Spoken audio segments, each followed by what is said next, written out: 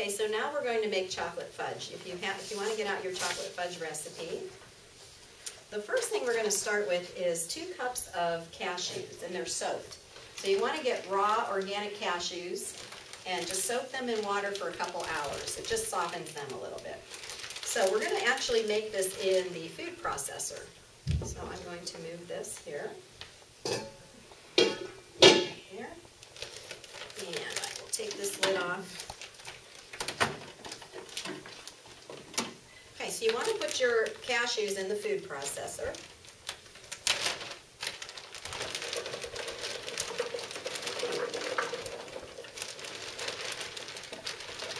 And having them soaked like that, like I said, it softens them up so that they'll be able to blend better.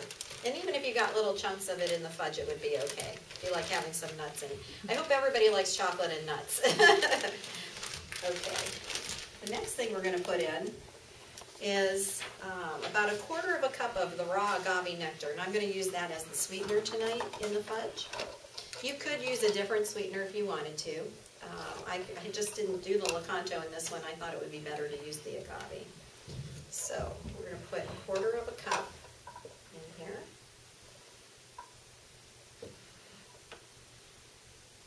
Okay, and that's the raw agave. Make sure it's organic. Just pour that in.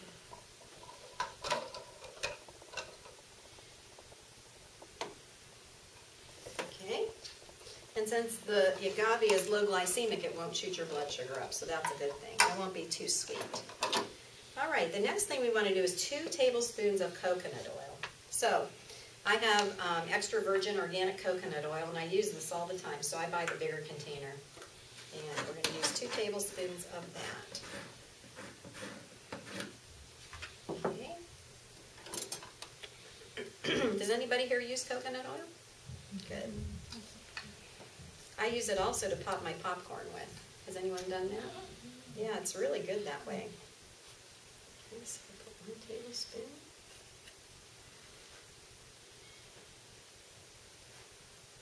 2 tablespoons. Now, if you get any on your fingers, just rub it on your hands because it's a good moisturizer.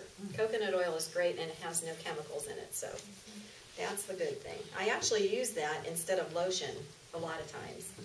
You can even put it on your hair as a conditioner. You just have to wash your hair a lot afterwards. I use it for my lips too. Yeah? Yeah, that's awesome. Next thing you want to do is put a cup of cocoa powder.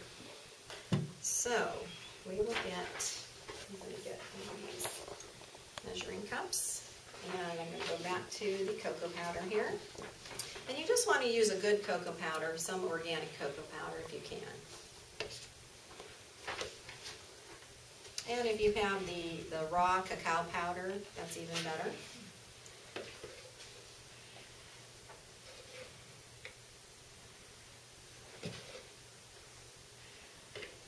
Okay, let's see. Nope, that's not a cup.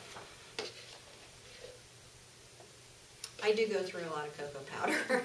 I go through a lot of coconut oil and a lot of cocoa powder. Okay, that's good. Put that in. All right. Anybody need any more of these wipes? All right, the next thing is 3/4 cup of unsweetened coconut milk or almond milk, whichever one you want to use. I prefer in things like this to use the coconut milk, so I'm going to use this. And I'll get my measuring cup again. So 3/4 cup. Just make sure it's unsweetened, because the sweetened kind will have way too much sugar in it. All right, the next thing we want to put in is 1/2 cup of ground chia seeds. Does everyone know about chia seeds? You can either use chia seeds or you can use flax seeds. You've probably heard of flax seeds, right? You want to make sure they're ground. Chia seeds, you don't necessarily have to grind them to get the benefits from them, but in this recipe we're going to grind them. So if you've never tried chia seeds before, they have a lot of omega-3s, they have a lot of fiber, even more than flax, and they're anti-inflammatory, and they have protein and calcium and all kinds of good things in there, so they're good for you. I use these in my smoothies a lot. to add this too here. So we're adding some omega-3s and also fiber to our fudge. How many times do you have fudge with fiber and omega-3s in it? Probably not too often. The next thing we're going to put in is a half a cup of peanut butter. And the peanut butter that I use, or you can use almond butter. I have this one, it's made with Valencia peanuts. Has anybody heard of that? The Valencia peanut butter, the reason I like this type rather than the regular is because the Valencia peanuts don't contain an aflatoxin like regular peanuts do. So in the shell of the regular peanuts, there's an aflatoxin where the Valencia peanuts are grown differently and they don't contain that. So that's why, and it's very good too. And I did buy this one also at the grocery store, but if you can't find it there, you can get it at the health food store. And usually there's oil at the top, but my trick to that is, and I've been doing this for years, is when I bring it home or I'm ready to use it, I scoop it all out into a bowl, stir it all together until it's blended, and put it back in the jar and it stays blended then. Then you don't have to fight with it and have it be dry on the bottom. So, okay, so we're going to do a half a cup. I'm going to actually use this cup. And what's better than chocolate and peanut butter? Not too much.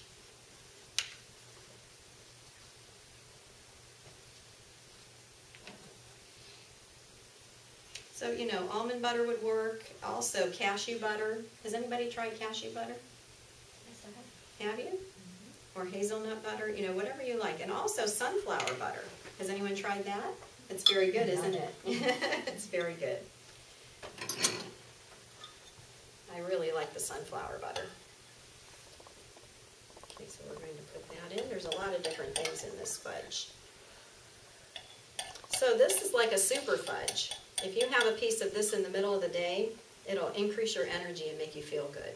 And it won't give you that blood sugar crash like regular fudge will, because it's not full of sugar.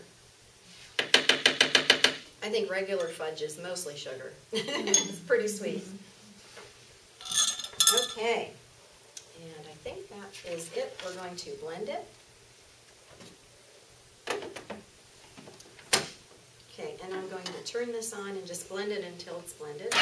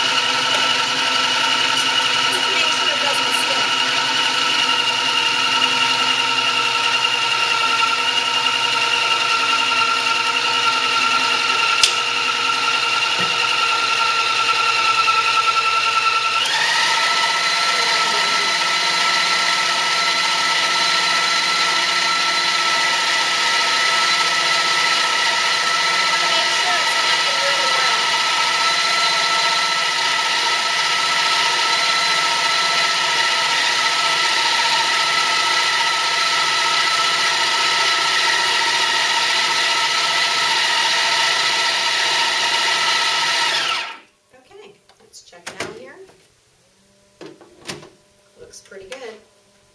Just have to get it off of here. If I can get it off. There we go. All right.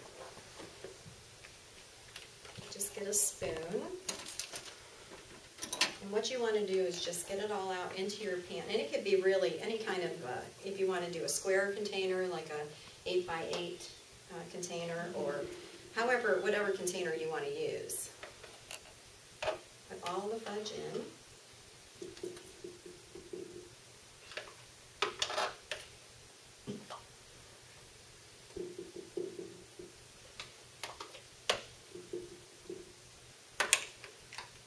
And then what you want to do, once you get it in the pan and you get it how you want to actually freeze it for a while until it gets really firm. And once it's firm, you could probably then keep it in the refrigerator. Can you keep it frozen? Sure. Might want to cut it first. Or freeze it and then take it out and then cut it and then put it back in. Might be a little hard to cut when it's frozen. You keep yours in the freezer? actually, I haven't made this that often, so I would keep it in the freezer at first and then the refrigerator. But probably, I'll keep this around for the holidays, and I'll probably keep it in the freezer until I need it. That's probably what I'll do. Okay, so put that there. So you want to just spread it out in the pan,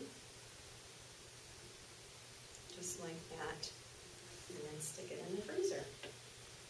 So here we have the chocolate peanut butter fudge.